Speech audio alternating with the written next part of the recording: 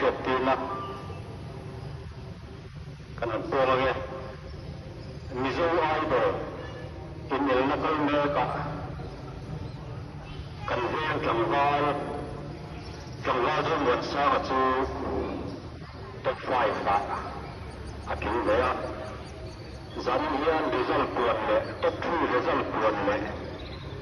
mizo idol so ardem thua ma hola nei tur nia amuna kan vel tlangwal toron bultan ba som dona pulore mi na kota zanindar saria hian bas kal turon don ani